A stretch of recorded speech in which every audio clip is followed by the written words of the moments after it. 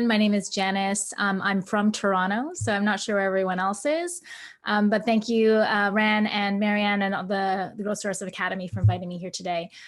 So a little bit about me. My background started off in corporate world, largely in the CPG and research industries in a number of roles. And probably for the last 5 years or so, I've been really involved in personal development and growth, and over time discovered my actual path was to be more involved in coaching and actually entrepreneurship. So entrepreneurship outside the corporate realm for a little while. And then more recently, I've started on as a partner investing in a digital agency where I'm leading the growth and marketing efforts. So my path, I would say, is super non-traditional, non-linear, and very probably distinctly what my parents would have thought for me. My dad was a doctor, my mom was a housewife. So I don't know if anybody had that expectation from your parents about following a certain path, but I certainly did not do it that way. And I'm happy to be sharing some of my experiences and how I made that happen. Thanks everybody for having me tonight.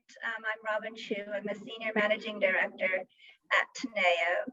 So I'm specifically in the restructuring group. So I come from a finance background. I've worked for large firms. I was at a boutique firm for many years that actually got acquired by Teneo last fall. So there I do all sorts of work, both working for companies, for creditors, hedge funds.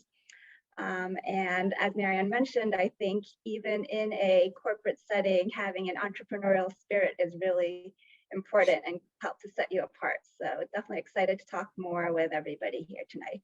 Thank you, Ran, and thank Marianne and the other people too to have me here today. So actually, I was an international student coming from China in 2012. Yeah, it has been a while, but yes.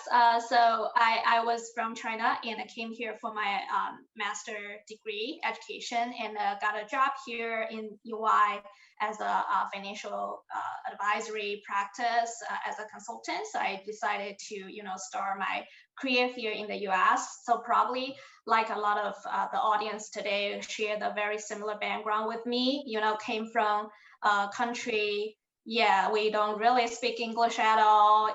We learn, but almost like 2 classes every week kind of thing to a country and then, study here, start the career here. And I actually got my first internship in Sony Corporation America. That's when I stepped into the Americans corporate culture. And then later on start a full-time job in EY, stay almost 4 and 5 years there and moved to Deloitte as the merger acquisition consulting practice as a senior consultant, and later on got promoted to the manager. So I have been exposed to, kind of like a really big corporation culture in the US, and I decided to think about my strength and what I want to do, and I make a really brave move to actually exit from the corporate this year to start my coaching journey. But actually I have been coaching the international student to land a fabulous job in the US as well for almost 4 and 5 years. And with a solid background journey and experiences, I decided to really start the coaching business and kind of devote my time to help the international student, especially the ones who like me in the past. And we can definitely succeed in this land, and we can find, our identity and our place to be successful in the American culture as well. So thank you for having me today, and I look forward to more discussions later on. I'm a true believer that, whatever we want to accomplish, whatever we want to achieve is generally kind of has its starting points in what we believe about ourselves. And so growing up, there were certain beliefs that I held true, and they weren't beliefs that I ever questioned, but these are beliefs that are kind of passed on to us by our parents and by people that we grow up with, right? If you're growing up in an Asian household, like I grew up with a doctor as a dad, housewife as a mom, the belief was always, there are certain things that you want to do to kind of prepare yourself professionally. So my dad would always tell me, he's like, make sure you do well in school, make sure you get as much education as possible. So one of the beliefs was that I grew up with is that knowledge is enough, right? Just having great credentials, doing well in school, being really successful academically will guarantee you success. And it does to a certain extent. And I worked hard and got to where I was in certain instances because of that. But it's kind of like a double-edged sword with certain beliefs.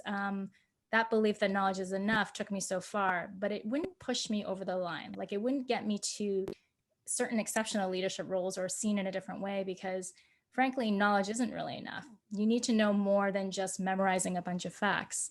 What I started to learn was that other things, application of the knowledge, and frankly, a lot of things outside of just book smarts was really important to being successful. So there are some other beliefs that I have to talk about as well, but that was one of the main things that I would say served me at a certain time, but also made me realize that I needed to go beyond just academics and schooling to succeed. I don't know if anybody else has any kind of beliefs that they grew up with that kind of had that double-edged sword, like maybe Nancy or Robin want to share their views on that. Sure. I mean, one of the things you mentioned, I do think is really important, which is hard work, right?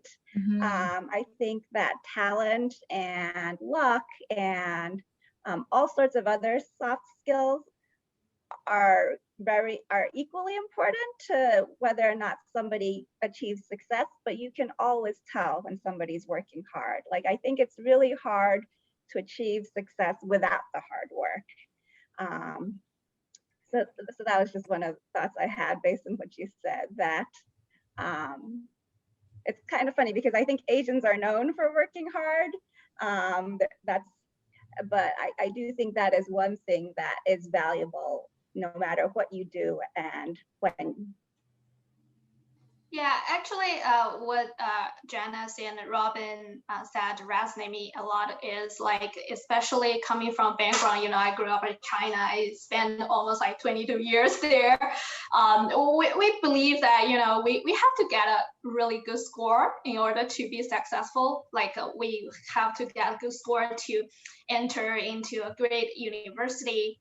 And for the examinations, system in China, especially, we are valued everything, especially on the score.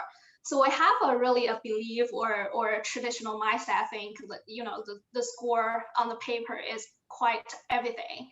And after I came to the States, one thing I realized very quickly is no, because I saw the people, around me, and I found out the people who got into really, great firms with great offers are the ones who usually have a very combined mixed skills, not just the score, right? They probably have a really good GPA, but that's not like, you don't have to be like 4.0 to get into, investment banking or consulting industry. But if you have like 3.7, plus a lot of different internships experience, a lot of volunteer experience, that kind of add a lot of value to your resume plus your whole portfolio. So I realized that, especially in the Western culture of the evaluation system, I think we value a little bit more on what kind of person you are, right, as a person. Not just the score perspective, but also, what do you do outside of school and make you a really, comprehensive people with, probably a lot of volunteer work and your ambition to start your own project on your own, or your desire to get into the industry, stuff like that, or like your strong networking skills as well.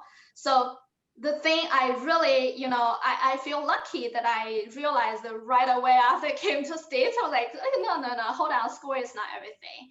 And I think that this valuation system quite, changed me a lot. Is, as an Asian here as well, our parents, like to ask you to just study, right? Read books, study, get a better score. But I think the rest are equally important as well. Yeah. And the other thing I would just add is, one of the things I've realized is there are different paths to the same place. Whereas I think, at least from the way I grew up, was, there's one thing that you're supposed to do, right? A study, then you go to college, then, but especially in your career, like, there's lots of different ways to get to the career that you want. So I think some of these things apply differently to different people, but I have definitely dealt with, first of all, in business, I think there's a notion that you have to be very tough and aggressive to succeed. And I think I have definitely dealt with times like, well, Robin's so nice, right? I remember in my first job, they put me in one group because they said if I was in the other group that I would just get eaten up.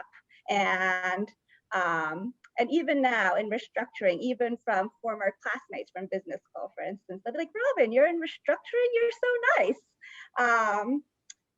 So I would say that I haven't necessarily dealt with that in any way that has actually impeded my career, but it has definitely impacted it, right? Because like I said, I ended up in group B versus group A as my first job out of college because of this sort of notion.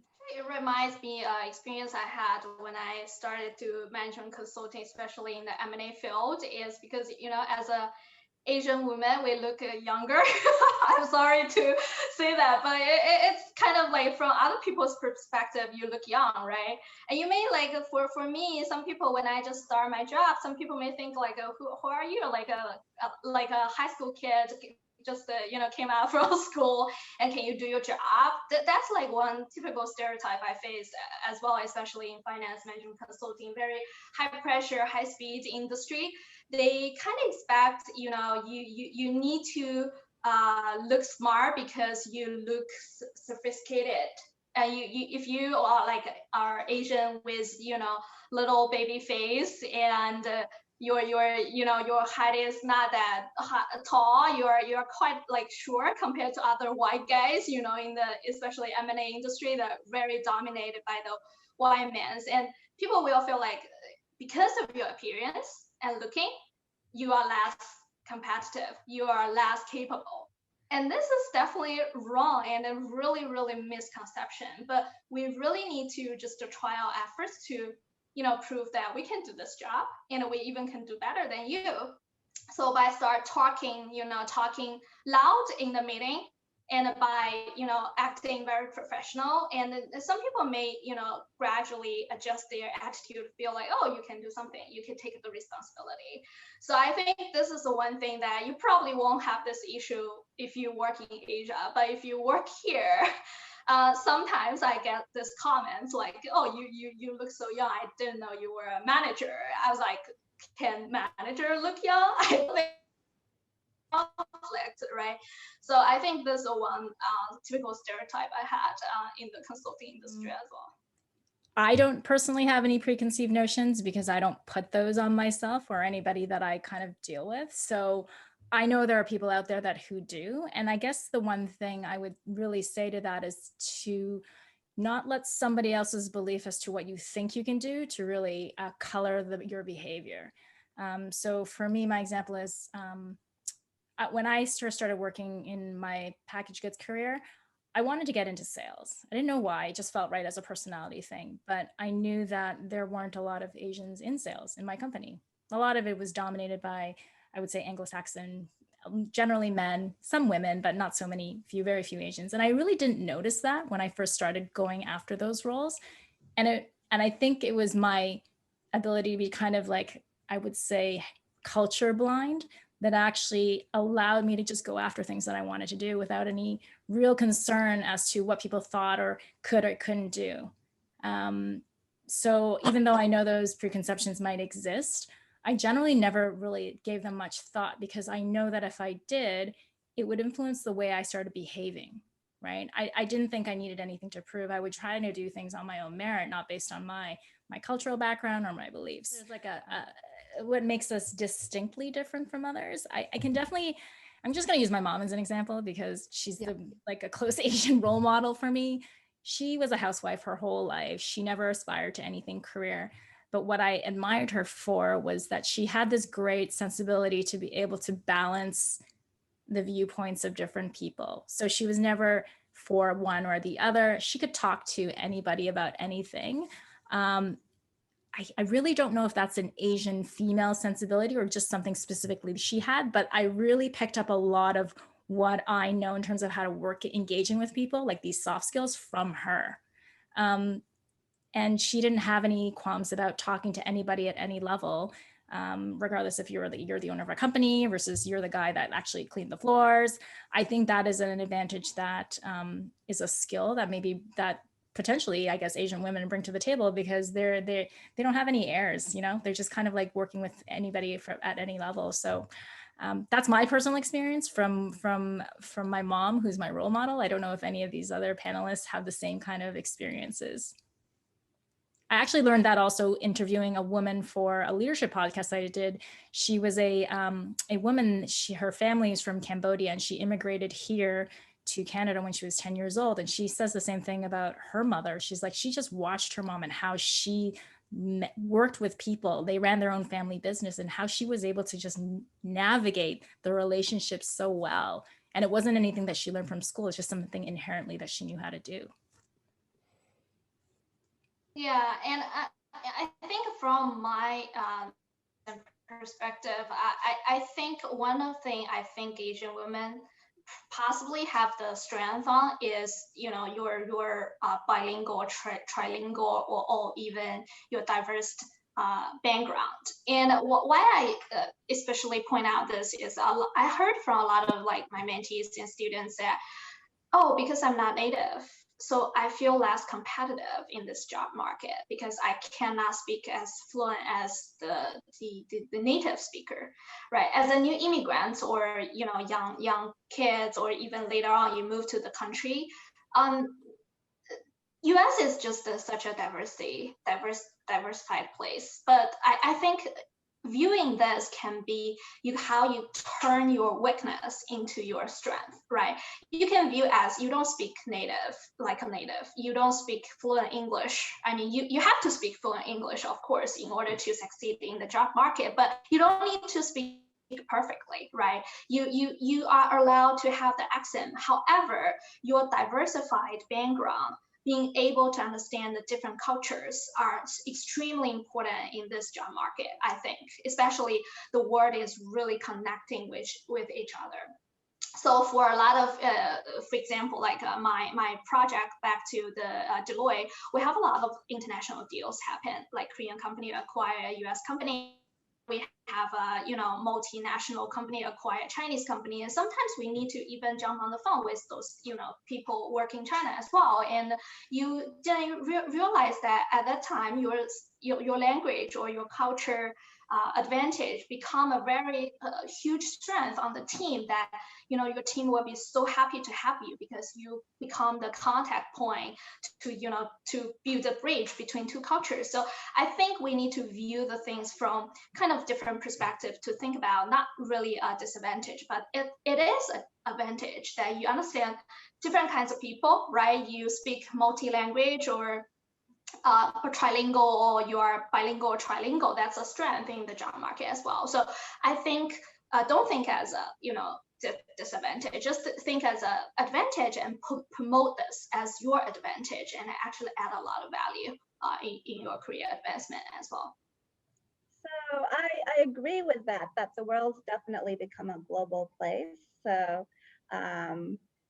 I've definitely worked on things where the firm was really highlighting, and my Chinese Mandarin is not even that great, but that I was being held out as a fluent in Mandarin, and one of my analysts who could actually read and write was super useful for a project. But one of the things I would sort of mention, which is a slightly different take, is I don't really know that there's sort of just a general Asian woman strength. I think each individual has different strengths. And so part of this is to figure out what your strength is, even if it doesn't fit with a stereotype or it's a little bit different, and figure out where your strengths are and really highlight those and enhance those. And I think it is important to understand all the different cultures, even beyond just being the Asian and the American culture, right? Like it goes back to that the world is becoming more global. And so even as a Asian American woman, there are other cultures that I need to be open-minded to and will probably interact with during the course of my career. I think recognizing the strengths are extremely important. Is we must invest in our area of either like natural talent, right, by acquiring required skills and knowledge and experience. We understand our strength, and you need to use all the resources to improve it. And it's important to let other people know your strength as well as you know, not being humble, right? Like because as another stereotype probably is being an Asian woman, we are really like humble, or our culture is like being humble. We don't really speak up our success or you know, the story or achievement. But I think, you know, you have to let other people know your strength in order to be successful, because if they don't know, they just don't know, right? And then especially like from my experience, that when we have a M&A project, people just will pick the you know, consultant who are capable of doing so. So if they don't know your strength, they are not picking you. Very simple. So don't expect people will understand you. You are your representative. You are one who is responsible to promote yourself, no matter when and where. So I think that's important as well. I think there's also a difference about how you can sort of leverage or your strengths or deal with the challenges as you get more senior. Like, I think there is, maybe this is not, other people disagree, but I think there's some general acceptance that because Asians are hardworking, and that some of it is a self-selective group too, right? Like, I think the people who did decide to leave their countries and come for education and are applying to Marianne's programs and things, right? You've obviously already demonstrated more motivation than other people, but I think that it's more common to see sort of successful junior Asian women than it is to see really successful senior Asian women. And I think some of that is that some of these stereotypes maybe start out as more of a strength at the junior level, right? You're nice, you're hardworking, but then they can be, and I think this is sort of a theme of what I've heard from some of my other panelists, a little bit of, but does that mean you're a good leader? So some of the stuff that I've read in the research is that, and you guys can tell me, because you guys live in the US, this is research that I was reading in the US, that although Asians make up a disproportionate portion of the educated, I guess, higher level, like quality of I would say, corporate candidates, they are underrepresented in senior levels of leadership. So if we're talking at the C-suite level, you're a much smaller proportion of that VP, senior VP level of managing director C level, even though we're more qualified in terms of actual candidates. So why is that? Like, why is there such a disparity? And the reason was, there's a few of them, but I think one of the reasons that came about in this research was that, you know, the perception that Asians couldn't be a certain type of leader, right? And I think one, is there a bit of a stereotype for people who are hiring those positions? But the other piece is like, what are we doing to kind of propagate that belief, right? And so if you don't want to become part of that statistic and underrepresented, then similar to what Nancy was saying earlier, you do need to self-advocate, right? And advocating is not bragging and like shouting from the rooftops like what you're good at, but being really mindful and like thoughtful about how you are actually promoting your own interests, but at the benefit of the entire organization. Like, if you're skilled and you're bringing your skills to the table, you clearly have a lot to add value to at a corporation. How do you bring that, and how do you raise that awareness more? And I think it's easy enough for us to say in this panel, like, just advocate more, talk about yourself. How do you actually do that? And I think that's the part that maybe people need a little more help in learning how to do. Like, and that's practice. That doesn't happen over time. I know when I was first starting in junior, I'm like, work my butt off, see somebody else working less and getting promoted ahead of me and wondering like, what am I doing wrong? And I wasn't doing anything wrong. I just wasn't necessarily speaking out. I wasn't making my wishes known to my manager about where I wanted to go next. And I was hoping that somebody would just recognize that I was doing a good job and like move me around in the organization. But that just doesn't happen. So like to Nancy's point, you really need to own your own path, whatever that looks like. And really pick a path that like resonates with you. Don't pick the path that just sounds good because everyone else is doing it, or it's what your parents expect from you or what your community expects from you. The only way you'll really get far is if you pick something that you really want to do yourself. So The only thing I'd add to that is it's not just Asian women that are underrepresented in the higher levels, it's women generally. Yeah, that's fair. Yeah, along those themes. Yeah, so I think if women are underrepresented, Asian women are also by definition underrepresented. I have kind of a funny anecdote where, especially in finance, at the senior levels, there are very few women, even though I think at the junior levels, there are quite a lot. Mm-hmm. But I was working with a client that's based in Singapore. So I went for a meeting with my colleague and we were in this big bank meeting and he turns over to me and goes, "You're not the only one here." And I was like, "What, the only Asian woman?" He goes, "Well, I was just going to say woman, but okay, sure." So I think there's a lot of sort of reasons why women and Asian women are not as well represented as we should be in the senior levels. But it is true, like that to get there, the numbers are not in your favor right now, so you have to put yourself out there.